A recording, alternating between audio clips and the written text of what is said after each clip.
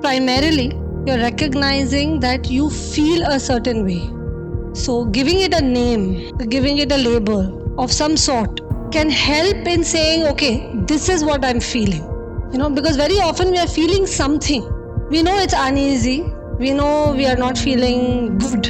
But we don't really know that not good is because we are bored or because we are feeling scared of what will happen tomorrow in life, or we are feeling, some anxiety about the future, and we are not being able to sort of pinpoint. So this is like looking at the emotion and trying to get at least a sense of what it might be.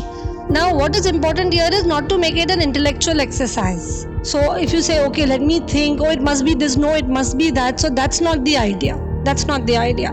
The idea is to look at it, for some time try and give it a name. This feels more like sadness or more like anger, emotion. Not why is this emotion there, what is, not much of that.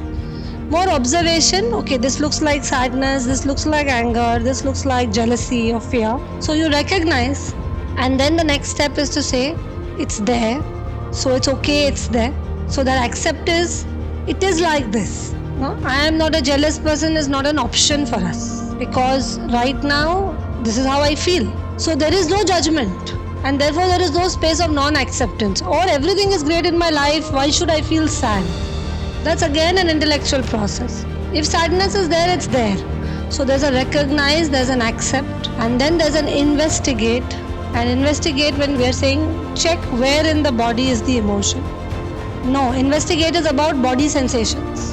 Where in the body, which part of the body feels the emotion in the most intense way? We always feel. What we are going to do today is to actually make sure to understand that we always feel things in our body. Always.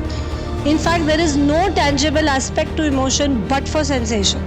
So it's an intuition practice or observation practice. Okay, so while I say I know now I'm feeling sad, I have kind of accepted it's okay. Now I'm going to check in my body and try to see where I'm feeling sad in my body.